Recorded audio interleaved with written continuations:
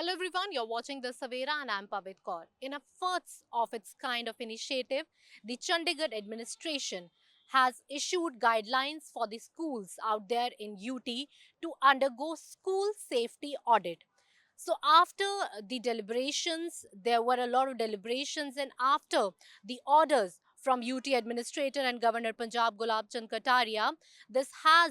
have been a directives which have been given to the Director of School Education, Chandigarh, that there should be a school safety audit, on whose directives now the orders have been issued, and schools, whether be it government schools, non-government school, aided, non-aided or private school, all schools have been asked, it is mandatory for the schools to undergo the school safety audit. What comes into the school safety audit? It is being said that all schools, whether it is the infrastructure, whether it is the well-being of the child, the audit of every particular student should be done under this particular school safety audit. Even the director of school education has also given directions to the schools that it is to be made sure that the schools are safe for the children, the timely counseling, the guidelines, everything is being provided. And even it is being said that the counselings,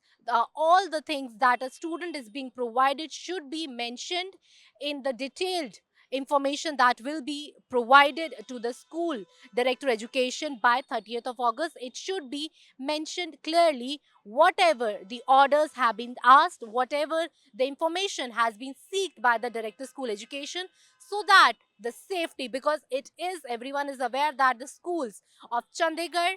be it the private school, be it the government school, they are known for the excellence in education. By keeping this thing in mind, now the school safety audit comes as a plus point. By 30th of August, the deadline has been given to the schools out there that they could reach out to the government officials or even